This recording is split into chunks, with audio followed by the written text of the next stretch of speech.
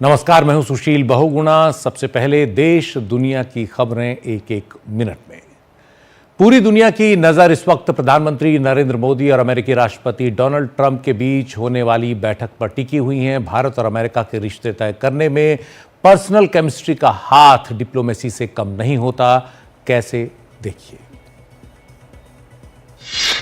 और जहां तक निजी रिश्तों की बात है तो प्रधानमंत्री मोदी और डोनाल्ड ट्रंप के बीच की केमिस्ट्री को दुनिया कई बरसों से देख रही है। भारतीय समय के मुताबिक रात करीब 2:30 बजे प्रधानमंत्री मोदी जब व्हाइट हाउस पहुंचेंगे तो माना जा रहा है कि यही केमिस्ट्री इस बार भी कमाल का रिजल्ट दिखाएगी। व्हाइट हाउस में प्रधानमंत्री मोदी और अमेरिकी राष्ट्रपति ट्रंप के बीच करीब 2:34 पर बैठक शुरू होगी, जो करीब 45 मिनट तक चलेगी, जिसमें कई संवेदनशील द्विपक्षीय मुद्दों पर चर्चा हो सकती है। दोनों नेता वन ऑन वन तो मिलेंगे ही, डेलीगेशन स्तर की बातचीत भी करेंगे। इससे पहले अमेरिका पहुंचे प्रधानमंत्री मोदी का एयरपोर्ट पर शानदार स्वागत भी किया गया। प्रधानमंत्री मोदी ने वॉशिंगटन डीसी में अमेरिका की नेशनल इंटेलिजेंस डायरेक्टर तुलसी गबार्ड से भी मुलाकात की।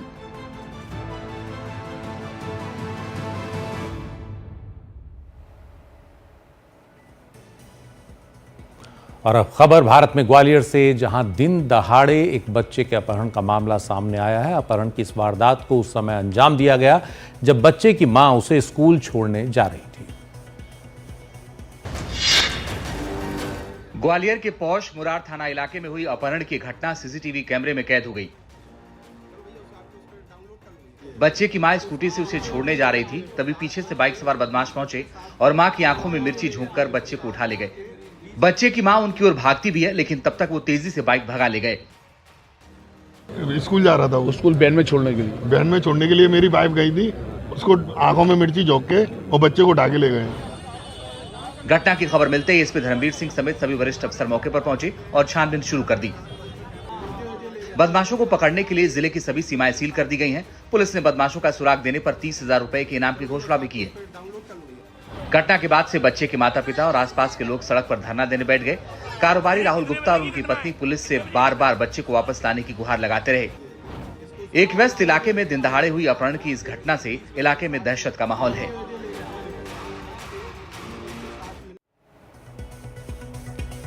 क्या ग्वालियर में बदमाशों को कानून का डर नहीं है? ये सवाल इसलिए भी क्योंकि लाठी डंडे से लैस बदमाशों ने एक ढाबे में जमकर तोड़फोड़ भी की है।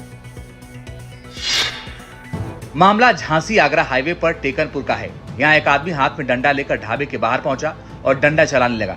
तभी उसका साथी भी वहां पहुंच गया, जो उसे अपने साथ ले जाने की कोशिश करने लगा। लेकिन कुछ ही सेकंड बाद वो हाथ में पत्थर लेकर आया। पत्थर उसने ढाबे पर चला दिया। इसके बाद उसने लाठी चलाई और एक के बाद एक कई पत्थर फेंक दिए। इसके बाद उसके कुछ साथी पहुंच गए। उन लोगों ने भी तोड़फोड़ शुरू कर दी। इन लोगों को शायद मालूम नहीं था कि उनकी हर करतूत कैमरे में कैद होती जा रही है। ढाबे के मालिक का आरोप है कि ढाबे में तोड़फोड़ करने वालों ने उन्हें जान से मारने की धमकी दी और जाति का नाम लेकर गालियां भी दी।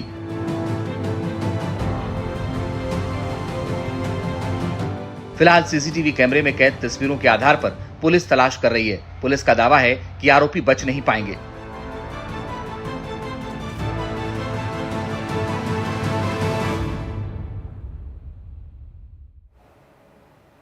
सड़क पर रफ्तार का जुनून और जरा सी लापरवाही किसी की जान पर भारी पड़ सकती है। मध्य प्रदेश के रीवा में एक स्कूटी सवार के साथ ऐसा ही हुआ।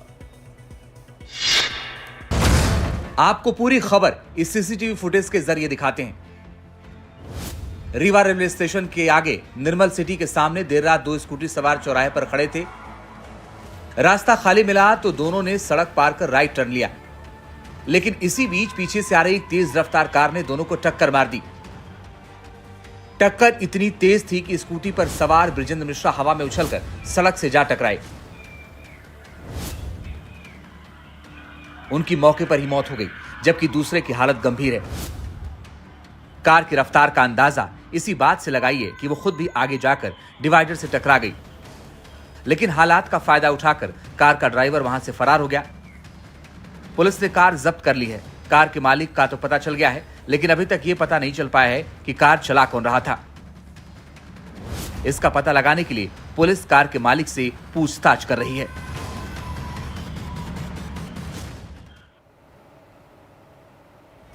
दिल्ली की जामिया मिलिया इस्लामिया यूनिवर्सिटी में आज सुबह उस समय हड़कंप मच गया जब पुलिस की एक टीम वहां पहुंची। तड़के 6 बजे दिल्ली पुलिस ने यूनिवर्सिटी कैंपस में 14 छात्रों को हिरासत में ले लिया। दिल्ली पुलिस ने यह कार्रवाई यूनिवर्सिटी प्रशासन की शिकायत पर की। हिरासत में लिए गए छात्रों पर आरोप है कि उन्होंने कैंटीन बंद करवा दी थी और लगातार प्रदर्शन कर रहे थे। उनसे अपील कर रहे हैं। इतना ही नहीं, कल कैंटीन के बाहर तोड़फोड़ भी की गई थी। दरअसल 2 पीएचडी छात्र 2019 में जामिया यूनिवर्सिटी में हुई पुलिस फायरिंग की बरसी मनाना चाहते थे, लेकिन यूनिवर्सिटी प्रशासन ने उसकी इजाजत नहीं दी थी। इसके बावजूद छात्रों ने कार्यक्रम करने की कोशिश की, जिसके चलते उन पर अनुशासनात्मक कार्रवाई की गई। उसी कार्रवाई को वापस लेने की मांग करते हुए छात्रों ने आंदोलन शुरू कर दिया। इस पूरे मामले में यूनिवर्सिटी प्रशासन का कहना है कि छात्र शैक्षणिक माहौल खराब कर रहे थे, साथ ही उन्होंने विश्वविद्यालय की संपत्ति को भी नुकसान पहुँचाया। प्रदर्शनकारी छात्रों के पास से आपत्तिजनक सामग्री भी बरामद हुई है। 2 दिन पहले ही प्रदर्शनकारी छात्रों की यूनिवर्सिटी के मेवाती छात्र संगठन के छात्रों के साथ मारपीट हुई थी, जिसके बाद पुलिस ने इस मामले में एफआईआर दर्ज की थी। फिलहाल जामिया कैंपस के बाहर सुरक्षा बढ़ा दी गई है।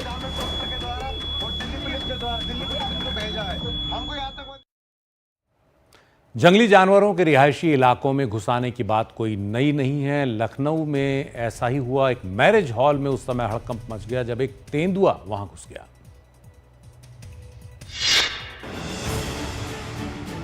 लखनऊ के पारा इलाके के एमएम मैरिज हॉल में बुधवार की रात करीब 10:30 बजे तेंदुए को देख लोग जान बचाकर इधर उधर भागने लगे। शादी समारोह में आया एक व्यक्ति तो डर के मारे छत से कूद गया। उसे घायल अवस्था में अस्पताल में भर्ती कराया गया है। घटना की सूचना पाकर वन विभाग और पुलिस की टीम मौके पर पहुंची और तेंदुए को पकड़ने की कोशिशों में जुट गई। ये तकरीबन 4.5 घंटे बाद रेस्क्यू किया जा चुका है। 2 से 3 लोगों की सूचना आ रही थी जहां पर इसने अटैक किया था और एक वन कर्मचारी भी हमारा घायल हो गया था, परंतु उसको हम लोगों ने ट्रीटमेंट दिलवा दिया है। इसी दौरान तेंदुए ने वन विभाग के दारोगा मुकद्दर अली पर हमला कर दिया। तेंदुए ने उनके हाथ पर पंजा मार दिया, जिसके चलते वो जख्मी हो गए।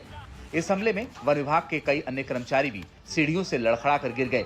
एमएम मैरिज लॉन से करीब 10 किलोमीटर दूर ही रहमान खेड़ा जंगल है। यहाँ बीते 2 महीने से लोगों में बाघ को लेकर दहशत फैली हुई है।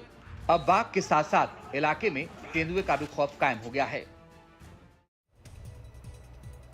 बिहार में कागजों पर तो शराबबंदी है, लेकिन लगता है शराब माफिया पर कोई पाबंदी नहीं। मोतिहारी में शराब माफिया के आगे पुलिस की भी घिग्गी बनती दिखी। वाकया पूर्वी चंपारण के शहर मोतिहारी का है, जहां शराब माफिया और उसके गुर्गों ने पुलिस के साथ बुरी तरह धक्का मुक्की कर दी। इस दौरान पुलिस वाले बचने की कोशिश करते रहे और शराब माफिया के गुर्गे पुलिस वालों को घेरकर बदसलूकी करते रहे। हुआ दरअसल ये कि पुलिस को सुगौली थाना इलाके के पजियारवा पंचायत में शराब के धंधे की खबर मिली। ये वही इलाका है जहां पिछले दिनों देशी शराब से ड्रम में डूबने से एक बच्चे की मौत हो गई थी। पुलिस को इस इलाके में शराब के धंधे का पता चला तो एक दारोगा और 5 चौकीदार छापेमारी करने पहुंच गए। पुलिस ने इस रेड के दौरान 30 लीटर अवैध शराब बरामद भी कर ली, लेकिन शराब का धंधा करने वाले चकमा देकर फरार हो गए। इसके बाद शराब माफिया के गुर्गों ने पुलिस वालों को घेर लिया और देखते देखते हालात इस कदर बिगड़ गए कि पुलिस वालों को वहां से जान बचाकर निकलना पड़ा।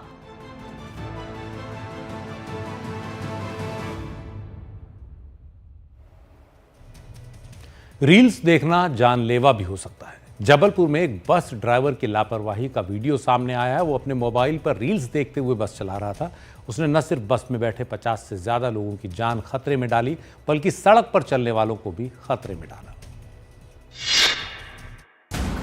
इस वायरल वीडियो में जबलपुर में मेट्रो बस का ड्राइवर जीत सिंह ठाकुर चलती बस में मोबाइल पर रील देखते नजर आ रहा है।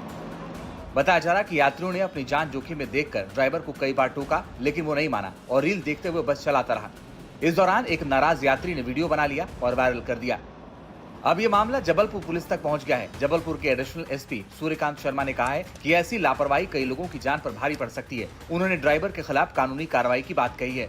उक्त वीडियो आपके माध्यम से हमारे संज्ञान में आया है और निश्चित रूप से किसी भी यात्री की जीवन को खतरे में डालना ये घोर लापरवाही की श्रेणी में आता है।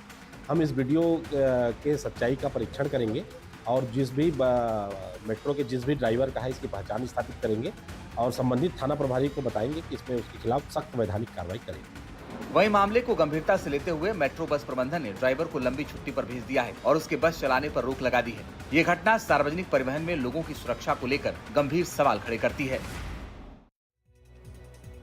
देश में लोग शांति से चैन से रहें, इसके लिए सेना के जवान दुर्गम इलाकों में पहरा देते हैं। बर्फीले इलाकों में सर्दियों में ये बहुत मुश्किल होता है, लेकिन उनकी जो इच्छा शक्ति है, उनका जो जोश है, उसमें कोई कमी नहीं आती। जम्मू कश्मीर के डोडा जिले से ये रिपोर्ट।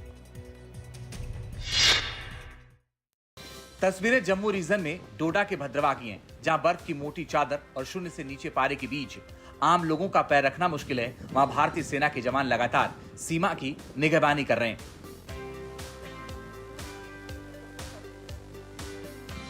डोडा जम्मू कश्मीर का वो इलाका है जहां कई आतंकवादी हमले हो चुके हैं, लेकिन सेना की मौजूदगी और सतर्कता इनकी रोकथाम में बड़ी भूमिका निभाती रही है।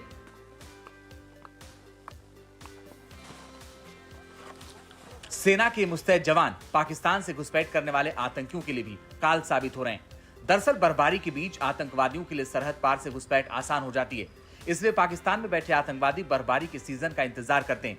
लेकिन सेना की 24 घंटे की निगरानी और इस तरह गश्त के चलते इस पर काफी हद तक रोक लगी है। इतने इंतजाम के बाद भी अगर कोई घुसपैठिया हिंदुस्तान की जमीन पर पांव रखने में कामयाब भी हो जाता है तो उसका स्वागत जवानों की गोलियों से होता है।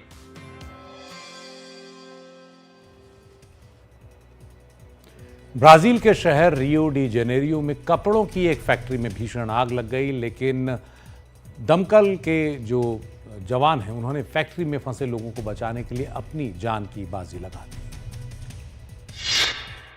कपड़े की जिस फैक्ट्री में आग लगी उसमें बड़ी संख्या में लोग काम कर रहे थे। फायर फाइटर्स को जैसे ही आग की खबर मिली, पूरी टीम ने दलबल के साथ पहुंचकर लोगों को बचाने की मुहिम शुरू कर दी।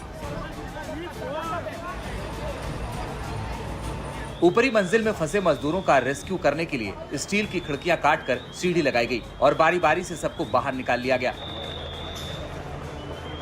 गारमेंट फैक्ट्री में आग ग्राउंड फ्लोर से शुरू हुई। उस वक्त ज्यादातर लोग सो रहे थे, लिहाजा आग की चपेट में आकर इनमें से 20 लोग झुलस गए, जिनमें से 10 की हालत गंभीर है। बताया जाता है कि इस गारमेंट फैक्ट्री में सुरक्षा इंतजामों का ध्यान नहीं रखा गया था।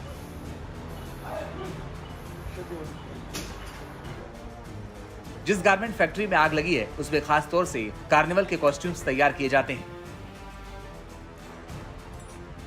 कार्निवल इस महीने के अंत में शुरू हो रहे हैं, लिहाजा इस फैक्ट्री में काफी बड़ी संख्या में मजदूर मौजूद थे। हालांकि इनकी संख्या कितनी थी इसके बारे में कोई जानकारी नहीं दी गई है। अमेरिका का कैलिफोर्निया अभी आग की तबाही से पूरी तरह उबरा नहीं है कि एक नई मुसीबत उसकी तरफ बढ़ती दिख रही है। भारी बर्फबारी और मूसलाधार बारिश के चलते कैलिफोर्निया पर अब बाढ़ का खतरा मंडरा रहा है। दरअसल पूर्वी अमेरिका में आए बर्फीले तूफान के चलते केंटकी से वॉशिंगटन तक भारी बर्फबारी के साथ साथ जबरदस्त बरसात हुई। वेस्ट वर्जीनिया में तो करीब 14 इंच तक बर्फ पड़ी। हालात इस कदर बिगड़ गए कि कई जगह गाड़ियों की टक्कर हो गई। कुदरत की इस मार के चलते अमेरिका के वर्जीनिया और उत्तरी कैरोलिना में लगभग 2.25 लाख घरों की बिजली गुल हो गई। इसके साथ ही अमेरिका में लगभग 4000 उड़ानों पर भी असर पड़ा। सेंट लुई के लैम्बर्ट अंतर्राष्ट्रीय हवाई अड्डे पर एक प्लेन टैक्सीवे पर फिसल गया। इसके बाद रनवे बंद कर दिया गया।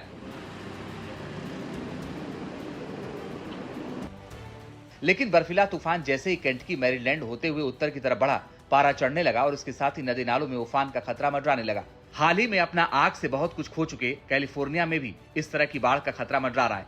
माना जा रहा है कि अगर बाढ़ आई तो कैलिफोर्निया के कई हिस्सों में भारी तबाही मच सकती है।